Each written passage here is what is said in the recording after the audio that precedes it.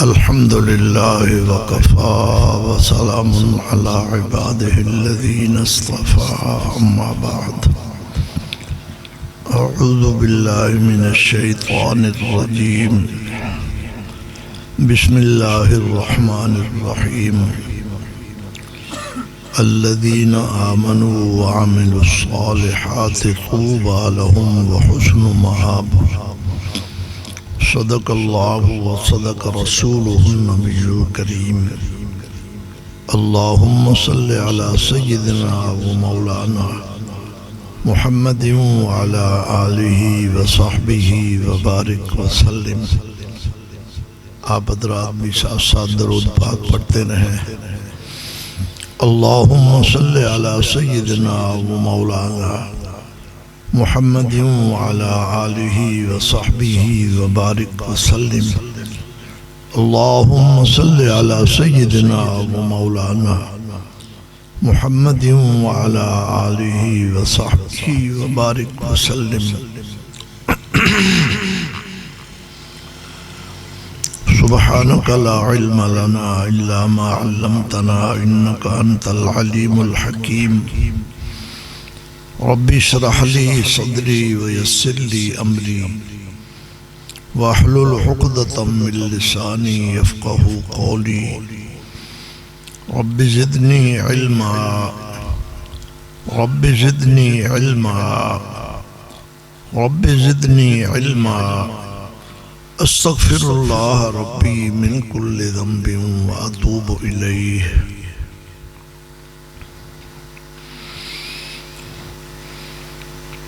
अल्लाह ताला के फजल करम से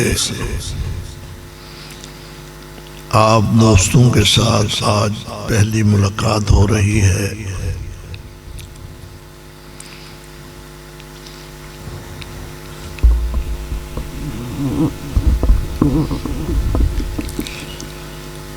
ईमान वाले जब आपस में मिलते हैं तो अल्लाह बहुत खुश होते हैं। फिर ये मजलिस तो ऐसी अजीम मजलिस है जिसमें दर्स कुरान हो रहा है। कुरान अल्लाह ताला की ऐसी किताब है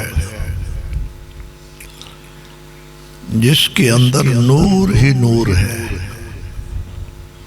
नूर से भरी हुई है।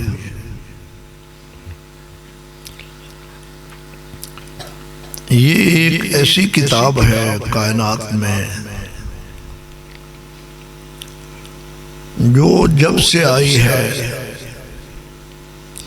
इसकी बरक़ात में कमी नहीं हुई और कभी भी कमी नहीं होगी। आने वाली बहुत सारी किताबें अपनी इफादियत खो चुकी, मनसूख हो गई, लेकिन कुरान एक ऐसी मुक़द्दस किताब है कि जिसकी इफादियत चल रही है और चलती रहेगी क़यामत तक।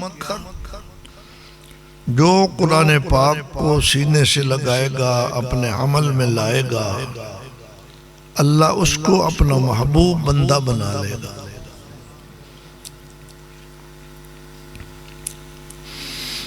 और ये ऐसी पाकीज़ा किताब है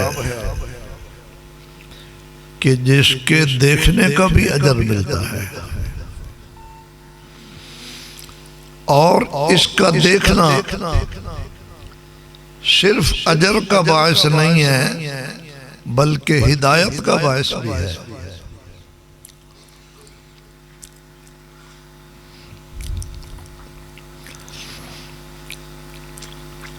हम मस्जिद नबवी में बैठे थे उम्रे के सफर में। एक साहिब हमें मिले, उनका ताल्लुक अमेरिका से था।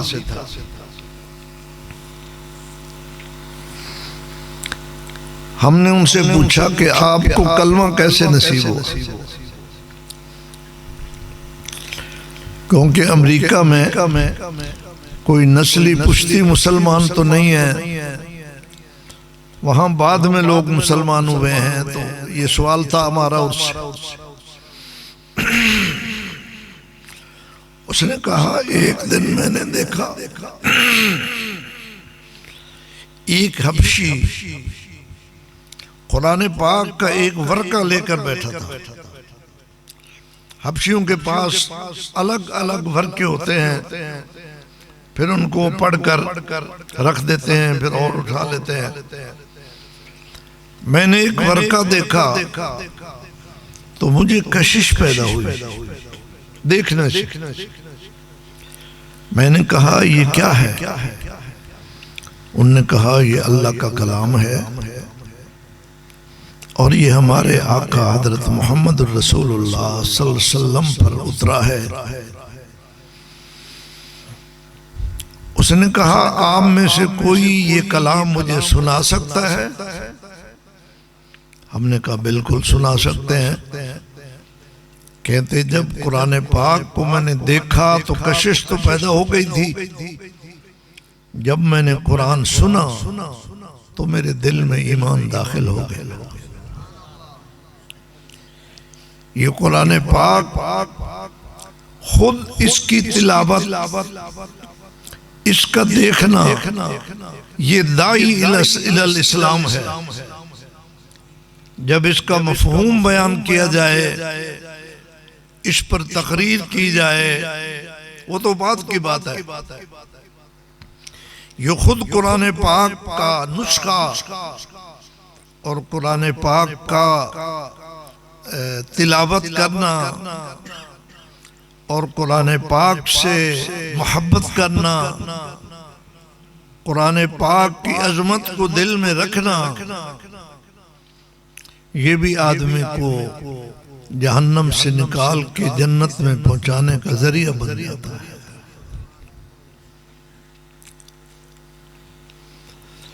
रसूल पाक सल्लल्लाहु अलैहि वसल्लम जब दुनिया में तशरीफ लाए तो सारी दुनिया में जहालत का अंधेरा था। इतना अंधेरा था कि इल्म की रोशनी कहीं दूर दूर तक नजर नहीं आती। रोशनी तो इल्म की होती है, जहालत का तो अंधेरा होता है। इस जहालत की वजह से लोग इतनी बुराइयों में मुब्तला हो गए थे कि उनको इंसान कहना भी मुश्किल था। अल्लाह के कुरान ने उस दौर के लोगों को कहा है उलाइका कल अनआम बल हुम अज़ल, ये लोग तो जानवरों की तरह हैं, बल्कि जानवर इनसे अच्छे हैं, ये उनसे भी बदतर है। इसकी वजह यही थी कि इल्म की रोशनी कोई नहीं थी। साबका अंबिया अलैहिस्सलाम दुनिया से तशरीफ ले गए, उनकी कौमों ने इल्म को संभाला नहीं, इल्म मिट गया। जब रोशनी न हो तो अंधेरे में कुछ भी नजर नहीं आता। ना नफे की बात समझ आती है, ना नुकसान की बात समझ आती है। सांप पे पांव आ रहा है, कांटे पे आ रहा है, बिच्छू पे आ रहा है, कोई पता नहीं चलता। अंधेरा जो है, जब रोशनी आती है तो नफे नुकसान का पता चलता है। अल्लाह ताला ने इस बिगड़ी हुई इंसानियत के लिए और अल्लाह ताला से टूटी हुई दुनिया के लिए आसमान से जो इल्म उतारा उसका नाम है कुरान।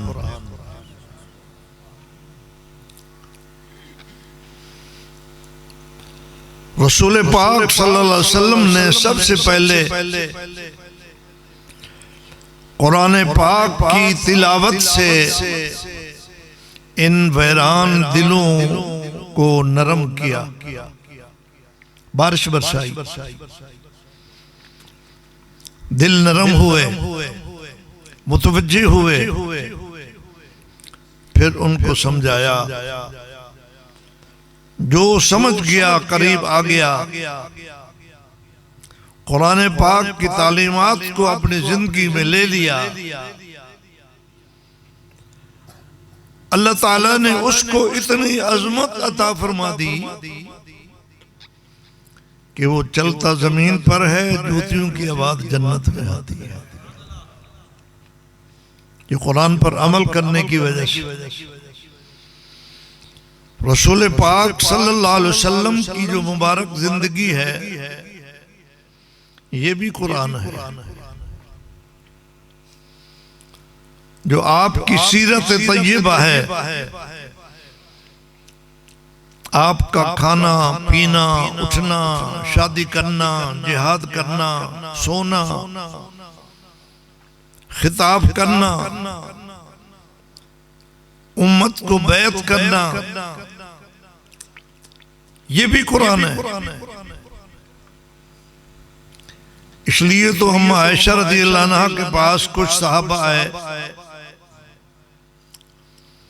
उन्हें कहा रसूल पाक सल्लल्लाहु अलैहि वसल्लम की सीरत बताओ अम्मा। फरमाया तुम कुरान नहीं पढ़ते? जी पढ़ते हैं। फरमाया यही तो मुस्तफा की सीरत है। कुरान के 30 पारे 2 गत्तों के दरमियान में हैं, और अमली जिंदगी में अगर देखा जाए तो वो मुस्तफा की जिंदगी है। इसलिए आपने अपनी मुबारक जुबान के साथ भी सहाबा को समझाया, और अपने अमल के साथ भी सहाबा को समझाया। आज हमारे पास ये दोनों चीजें मौजूद हैं। कुरान गत्तों के दरमियान भी मौजूद है, और अमली जिंदगी सीरत की सूरत में भी हमारे पास मौजूद है। अगर हम कुरान पाक को रसूलुल्लाह सल्लल्लाहु अलैहि वसल्लम की सीरत के मुताबिक अपना लेते हैं उन्हीं तशरीहात में, तो कुरान में वही नूर मौजूद है जो आज से 1450 साल पहले था। वही नूर मौजूद है।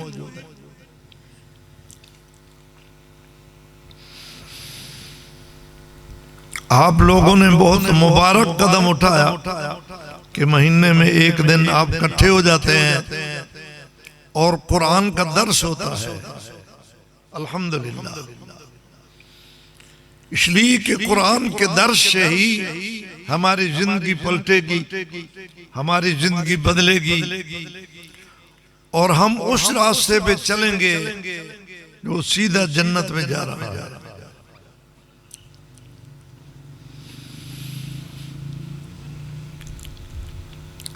मैंने एक आयत पढ़ी है, मैं उसका तर्जमा करूंगा, थोड़ी सी तशरीह भी करूंगा। ये बात तयशुदा है कि हम दुनिया में मुसाफिर हैं। ये हमारा असली घर नहीं है।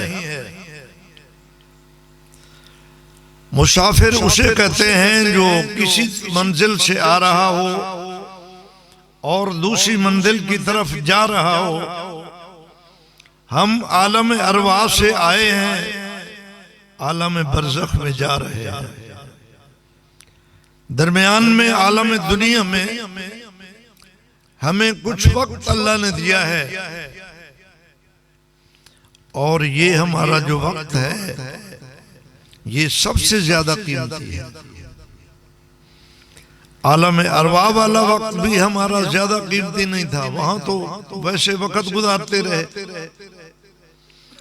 आलम बरज़ख वाला वक्त भी हमारा कीमती नहीं है, इसलिए कि वहां किसी भी नेकी का अजर नहीं मिलता। कब्र के अंदर हाफिज कुरान को अल्लाह ताला कुरान पढ़ने की इजाजत देते हैं, नमाज के शौकीन को नमाज पढ़ने की इजाजत देते हैं, लेकिन उसका अजर नहीं लिखा जाता।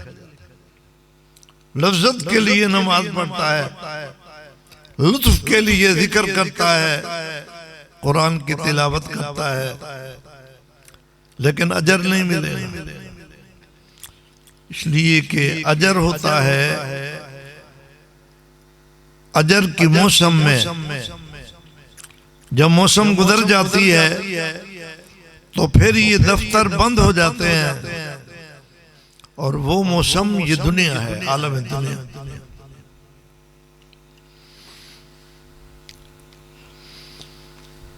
आज आलम दुनिया में हमारे पास एक मिनट इतना कीमती है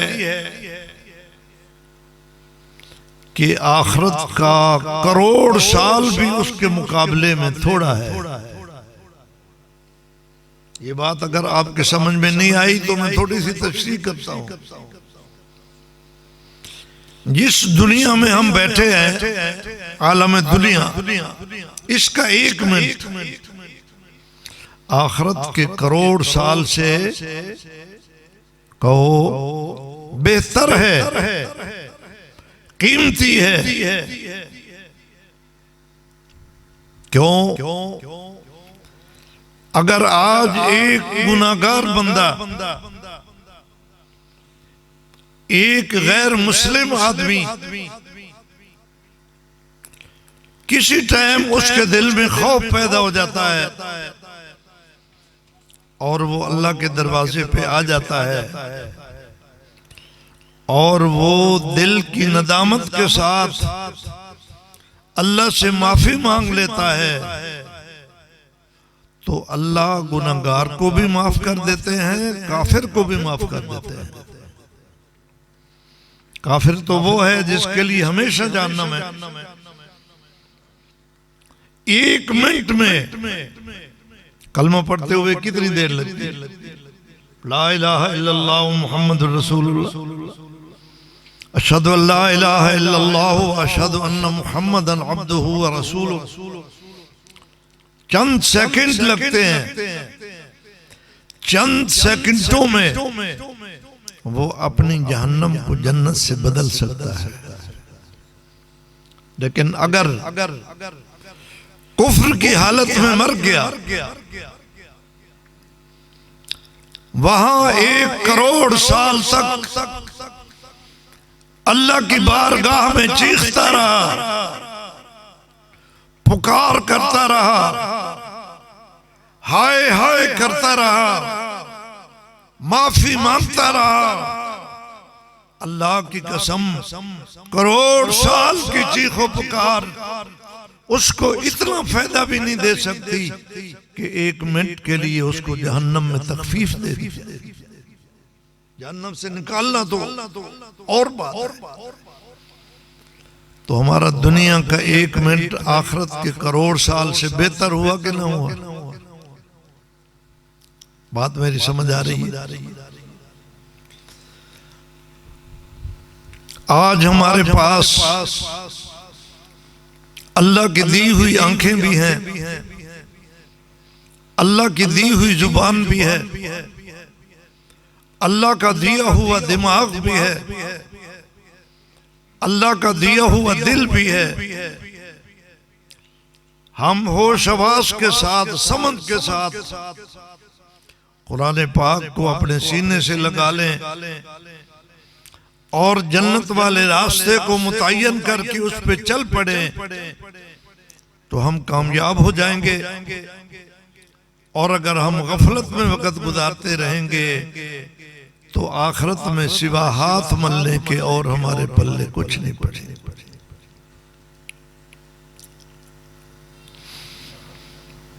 मैंने एक रिवायत में पढ़ा है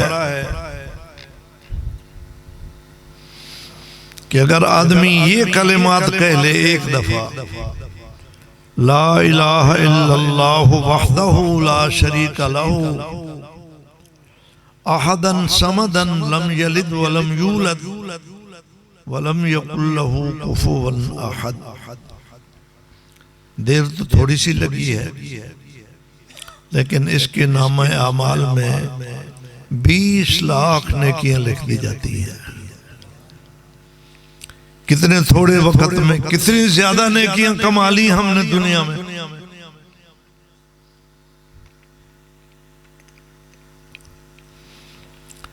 मुफ्ती अब्दुल रऊफ साहब कराची वाले, उन्होंने किस्सा लिखा है कि एक आदमी कुरान का हाफिज कब्र में था। एक अल्लाह वाला उसकी कब्र के पास से गुजरा। उसने उससे रूहानी तौर पर राबता किया हाफिज साहब से। बुजुर्गों के यहाँ ऐसा होता है, कश्फ हो जाता है, रूहानी राबता हो जाता है, कब्र वाले के अहवाल मुनकशिफ हो जाते हैं। बुजुर्गों के यहाँ ऐसा होता है। जब उसने देखा तो वो कब्र में कुरान की तिलावत कर रहा था। इन्होंने उससे पूछा कि आप कितने कुरान खत्म कर चुके हैं? उसने कहा मैं 70,000 कुरान पढ़ चुका हूं कब्र में। तो अल्लाह इजाजत दे देता है कब्र में कुरान पढ़ने की। जब ये गुफ्तगू मुकम्मल हो गई तो कब्र वाले ने कहा, ए अल्लाह के बंदे, तुम 3 दफा कह दो अल्लाह अल्लाह अल्लाह, इसका सवाब मुझे दे दो। उन्होंने कहा आप पर हैरानी है कि 70,000 कुरान पढ़ के बैठा है, अभी भी तुझे 3 दफा अल्लाह अल्लाह की नेकियां चाहिए। उन्होंने कहा फर्क ये है कि तू दारुल अमल में खड़ा है। ये बाहर वाला बुजुर्ग तो दुनिया में था ना, मैं दारुल जज़ा में बैठा हूं। मेरे तिलावत करने का मुझे अजर नहीं मिल रहा, आपको अल्लाह कहने का अजर मिलेगा। मैं तो इसलिए दरख्वास्त कर रहा हूं कि मेरी नेकियों में इजाफा हो जाएगा। कुरान पढ़ने से मेरी नेकियों में इजाफा नहीं हो रहा, मुझे लज्जत हासिल हो रही है। ये दुनिया बड़ी कीमती है, जिसको हम ताश खेलते हुए जाया कर देते हैं, कभी मोबाइल में प्रोग्राम देखते हुए जाया कर देते हैं, कभी एक दूसरे की गिबत करते हुए जाया कर देते हैं, कभी सैर सपाटे में जाया कर देते हैं। जब आदमी कब्र में पहुंचेगा उसकी आंखें खुलेगी। यहाँ तो नेक अमाल की हकीकत हमें मालूम नहीं है, सिर्फ सुनकर हमने मान रखा है कि इनके बदले में जन्नत मिलती है। वहां तो आलम गैब, आलम मुशाहदा में आ जाएगा मरने के बाद। तो आदमी वहां बड़ा परेशान होगा, हैरान होगा कि मैं दुनिया में कितना कीमती वक्त जाया करके आ गया हूं, लेकिन उसको कीमती बना नहीं सकी। इसको समझाने के लिए एक मिसाल है, एक वाकया है जो मेरे अब्बा मुझे सुनाया करते थे। आलिम तो नहीं थे लेकिन दाना थे। कहते हैं एक आदमी को एक मटका मिला जिसके अंदर मोती थे। पुराने जमाने में लोग दबा कर रख देते थे अपने खजाने। मोतियों का मटका मिला, उसको पता नहीं था कि ये मोती हैं। वो इनको पत्थर समझता था। देहाती आदमी था, खबानी में उनको डाल डाल के परिंदों को मारता। खबानी जानते हैं ना, उनको टुकड़े कर लेता और एक टुकड़ा उस खबानी में डालता, घुमा के परिंदों को मारता। मैं भी देहाती हूं, मुझे मालूम है कि परिंदे जब किसी खेत को खाने के लिए आते हैं तो जाट उनको खबानियों के साथ, आजकल तो बंदूकें आ गई हैं, उड़ाते हैं। वो अपनी खंबानी में मोतियों को तोड़ तोड़ कर परिंदे उड़ाता रहा। एक मोती बच गया, उसकी मुट्ठी में था, उसको बाजार जाना पड़ गया। जब बाजार आया तो एक सुनार की दुकान से, जौहरी की दुकान से गुजरा। उसने देखा कि इस जाट के हाथ में मोती है, ये बेचने के लिए जा रहा होगा। उसने बुलाया, कहा भाई ये मोती आप बेचेंगे, कितनी कीमत लेंगे? उसने समझा देहातियों के साथ शहरी लोग मजाक करते हैं कि ये देहाती लोग सादे होते हैं, तो शहरियों के पास ये आ जाएं तो मजाक करते हैं। तो इस पत्थर को ये कह रहा है कि मोती है, इसकी कितनी कीमत लोगे? इसकी क्या कीमत है? ने कहा भाई आप मेरे साथ मजाक न करें। उन्होंने कहा भाईजान मैं मजाक नहीं कर रहा, आप बताओ इसकी कीमत कितनी लोगे? जब बार बार उसने कहा तो उसको भी शक पड़ गया कि ये कोई चीज होगी, ये जो इतना इसरार कर रहा है। उन्होंने कहा आप बताओ कितना देंगे? उसने कोई बहुत सारी रकम बताई। मोती तो करोड़ों में बिकते हैं। उसने कहा वाकई ये इतनी कीमत का है? उन्हें कहा हाँ, ये बादशाहों के यहाँ इससे भी ज्यादा बड़ी कीमत पे बिकता है। ये जब उसने सुना तो बेहोश होकर गिर गया जाट। अब ये दुकानदार को फिक्र पैदा हो गई कि लोग इकट्ठे होंगे, लोग कहेंगे इसके मोती को देखकर इसने कोई शायद सुंघा दी है, इसको बेहोश कर दिया है छीनने के लिए, तो मेरी तो पिटाई होगी। उसको संभाला, दबाया, पानी पिलाया, उसको होश आ गया।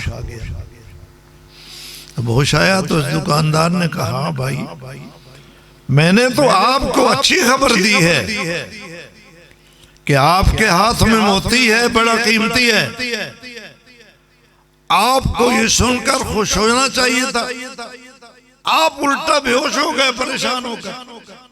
इसकी क्या वजह है? तवज्जो है। उसने कहा मोहतरम मैं इस मोती पे बेहोश नहीं हुआ, मैं तो उन सैकड़ों मोतियों पर बेहोश होया हूं जिनको मैंने टुकड़े कर करके खेतों में फेंक दिया है। आज मेरे पास अगर वो सारे मोती होते तो मैं कितना बड़ा अमीर होता। अल्लाह की कसम, हमारे पास ये जो आज वक्त है ये मोतियों से ज्यादा कीमती है। एक एक लम्हे में हम मालूम नहीं जन्नत के कितने बागात अलाट करा सकते हैं, लेकिन जब ये वक्त गुजार कर हम आगे चले जाएंगे तो वहां इन ज़ाय किए हुए मोतियों पर हम रोएंगे, हम बेहोश होंगे, हम चीखेंगे, लेकिन ये वक्त निकला हुआ फिर नहीं आएगा, क्योंकि ये बर्फ की तरह है, ये पिघल रहा है।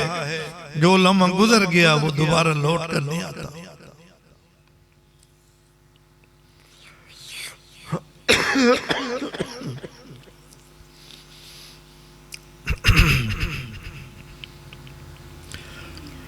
तो जन्नत में जाने के लिए और जन्नत का रास्ता चलने के लिए,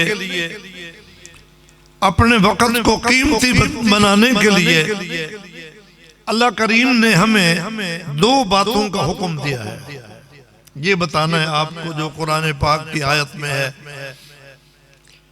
ये दो चीजें अगर हम हासिल कर लें तो जन्नत हमारा इंतजार करेगी। अल्लज़ीना आमनू व अमिलुस्सालिहात तूबा लहुम व हुस्नु मआब।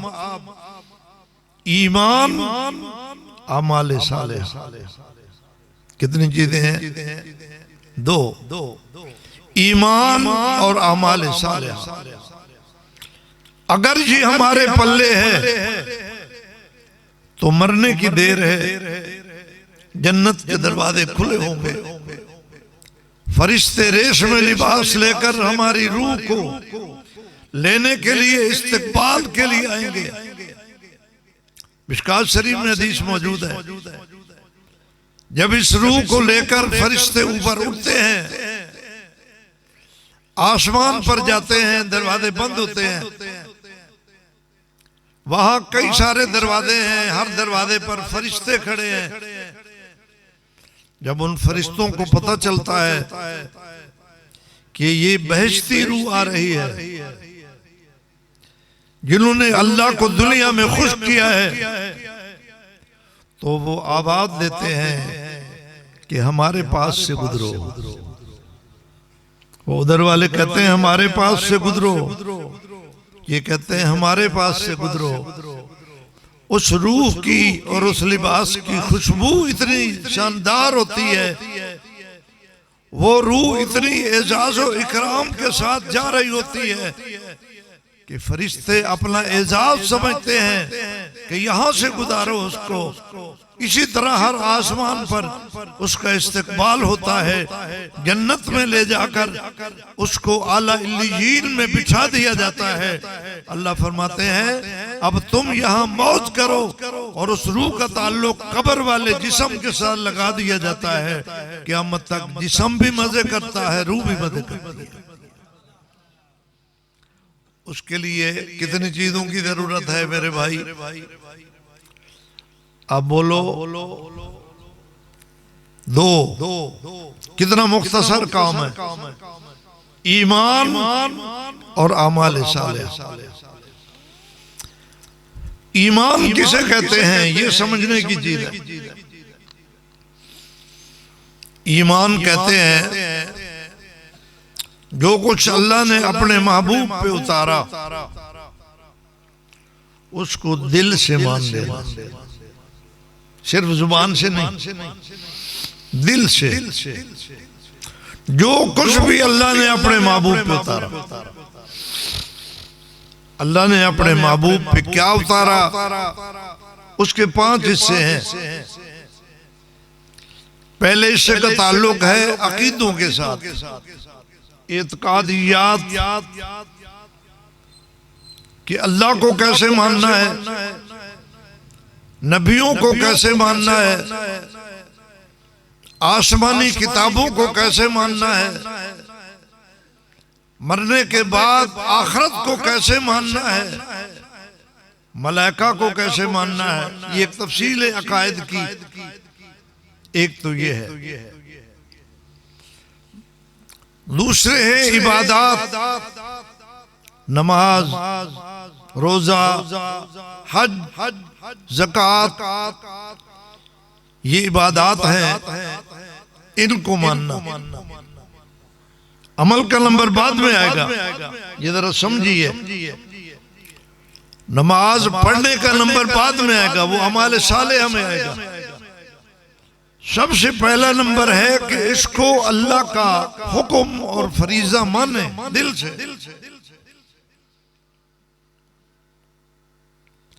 मामलात,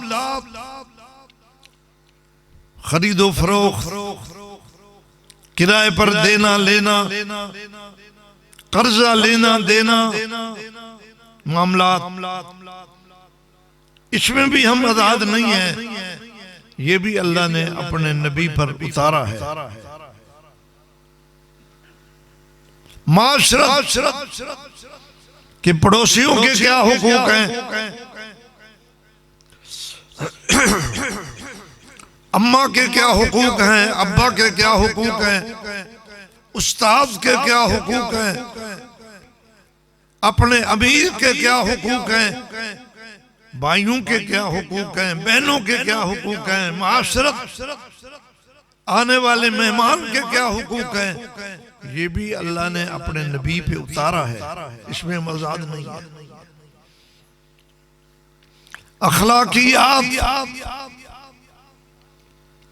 जिनका ताल्लुक आदमी के आदात के साथ है, सखावत, बहादुरी, नेमतों पर शुक्र करना, ये अखलाकियात कहलाते हैं।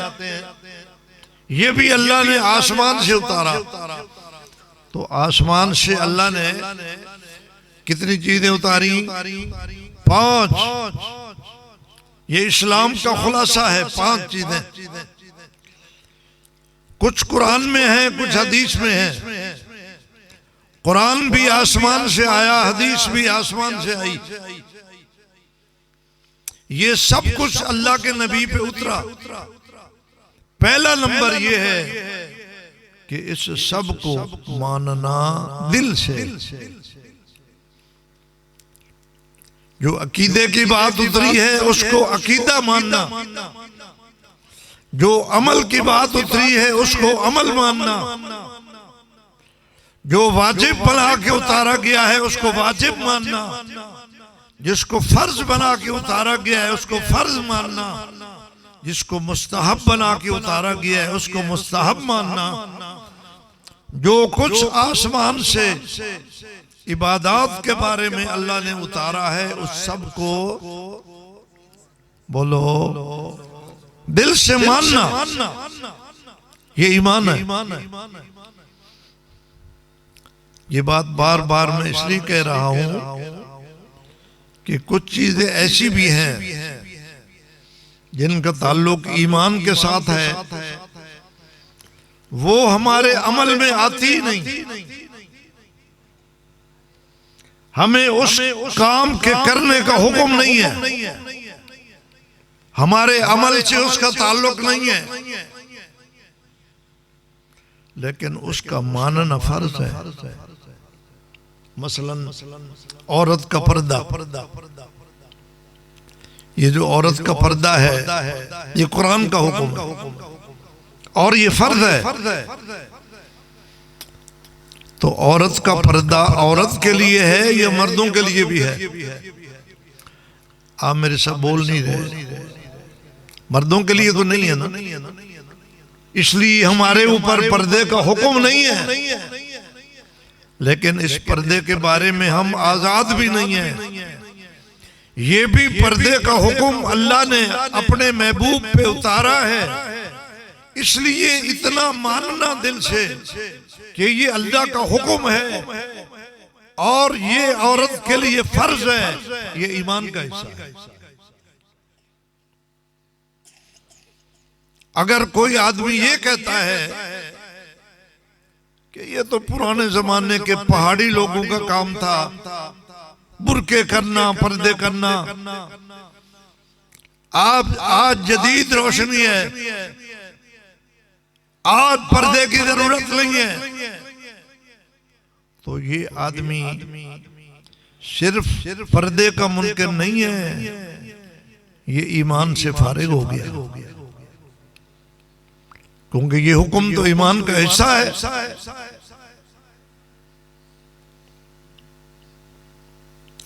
इस्लामी निजाम आसमान से उतरा है। इस्लामी निजाम, इस्लामी सियासत, इस्लामी निजाम ये आसमान से उतरा है। इसलिए कि हमारे नबी का दीन मुकम्मल है। हमारे नबी का दीन ऐसा नहीं है कि किसी भी जिंदगी के मोड़ पर हम गैरों के मुताज हों नबी हमें इस तरह लावारिस करके छोड़ गया हो, ऐसा नहीं है कि अल्लाह के नबी ने हमें मुसल्ले पर खड़ा होना तो सिखाया हो और कुर्सी सदारत पर बैठाना ना सिखाया हो, उसमें हम यूरोप के मोहताज हूं, ऐसा नहीं है। इस्लामी निजाम भी आसमान से उतरा है। अल्लाह के नबी ने मदीने में आने के बाद इस्लामी हुकूमत कायम फरमाई। 10 साल आप मदीने के वजीर आजम रहे। ये आजकल की इस्तिलाह है वजीर आजम, जो मुल्क का निजाम चलाता है उसका सरबराह को वजीर आजम कहते हैं। ये 10 साल अल्लाह के नबी की मौजूदगी में मदीने का निजाम कौन चलाता रहा? आप मेरे सब बोल नहीं रहे, सर्दी तो नहीं लगी बैठी? मैं तो अपना निजाम की थी बैठा सर्दी का। 10 साल आपने क्या किया वहां? हुकूमत की।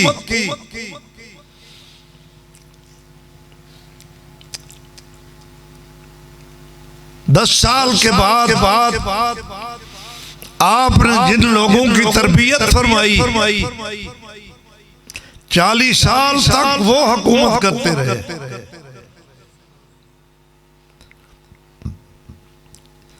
2.5 साल सिद्दीक अकबर, 10 साल फारूक आजम, 12 साल उस्मान गनी, 4 साल हैदर कर्रार, 6 महीने हजरत हसन, 19 साल जनाबे हजरत अमीर मुआविया। ये जो हुकूमत साहबा करते रहे, इन्होंने कहां से सीखी है? किस यूनिवर्सिटी से सीखी है? किस कॉलेज में पढ़े हैं? बताओ। मदनी यूनिवर्सिटी से। इन्होंने ये हुकूमत चलाने के तमाम तरीके अल्लाह के नबी से सीखे हैं। और अल्लाह के नबी के बारे में कुरान कहता है, वमा यंतिकु अनिल हवा इन हुवा इल्ला वह्युन यूहा, कि वो उस वक्त तक नहीं बोलता जब तक अल्लाह ना बुलाए। आसमान से अल्लाह का हुक्म आता है, फिर नबी बोलता है। तो आपने जो 10 साल हुकूमत की है और साहबा को भी सिखाई है, ये अपनी तरफ से की है, ये अल्लाह का हुक्म आया है। हुक्म आया है, बगैर अल्लाह के हुक्म के तो आप काम ही कोई नहीं करते थे। तो इससे पता चला कैसे, जैसे अल्लाह की तौहीद को मानना, मैं ईमान की बात कर रहा हूं, अमल की बात नहीं कर रहा। जैसे अल्लाह की तौहीद को मानना ईमान का हिस्सा है, नबी की रिसालत को मानना ईमान का हिस्सा है, नमाज का मानना ईमान का हिस्सा है, पर्दे को मानना ईमान का हिस्सा है, इस्लामी हुकूमत का मानना भी इस्लाम का हिस्सा है। एक आदमी इस्लामी कवानीन नाफिज नहीं करता, लेकिन वो दिल से मानता है कि हम गलती पर हैं, हम इस्लाम को नहीं अपना रहे जैसे अल्लाह के नबी ने अपनाया था, हमारी कोताही है। ये गुनहगार मुसलमान है, मुसलमान है, गुनहगार है। जैसे एक आदमी नमाज को फर्ज मानता है, पढ़ता नहीं, वो मुसलमान है, गुनहगार है। एक औरत पर्दे को मानती है लेकिन करती नहीं, ये मुसलमान है। एक आदमी इस्लामी निजाम को मानता है, नाफिज नहीं करता, तो ये गुनहगार है। और अगर वो आगे से दलाइल देता है कि ये निजाम इस दौर में नहीं चल सकता, हम हुकूमत चलाने के लिए यूरोप से कानून लेंगे, हम अमेरिका से कानून लेंगे, हम रसिया से लेंगे, हम चाइना से लेंगे। इसका मतलब ये है कि वो अल्लाह के नबी पे उतरने वाले कवानीन को कमजोर समझता है और इन काफिरों के कवानीन को बेहतर समझता है। ये मोमिन ही नहीं है। ईमान को समझिए। ईमान क्या होता है? जो कुछ अल्लाह ने अपने महबूब पे उतारा है उसको दिल से मानना। अमल में कोताही हो जाए तो माफ हो सकती है, लेकिन ईमान में कोताही हो जाए, आदमी आखिरत में ईमान के बगैर चला जाए, उसके लिए कभी जन्नत का दरवाजा नहीं खुलेगा। तो पहली चीज कुरान ने जो हमें बताई वो क्या है? ईमान जन्नत में जाने के लिए। दूसरी है अमाल सालेहा। इसकी भी थोड़ी सी तशरीह है, लेकिन हमारा टाइम खत्म हो रहा है। मैं आप हजरात को मुबारक देता हूं कि आपने दर्स कुरान शुरू किया हुआ है। यहाँ मुख्तलिफ लोग आपके सामने कुरान पाक की तशरीहात पेश करते हैं। अल्लाह कबूल फरमाए। तवज्जो से सुना करो, अमल की नीयत से सुना करो, उनको पल्ले बांध के ले जाया करो, अपने दोस्तों को सुनाया करो, अपने घर वालों को बताया करो, इसलिए कि घर वालों की दीन की जिम्मेदारी घर के सरबराह पर है। जो मसला यहाँ से सुनो, अपनी बीवी को बताओ, अपनी बेटियों को बताओ, अपने घर की मस्तूरात को बताओ। वो कहाँ से जाके सुनेंगी? आप ही उनको बताएंगे तो घर के अंदर दीनी माहौल पैदा होगा। व आखिर दावाना अनिल हम्दुलिल्लाहि रब्बिल आलमीन।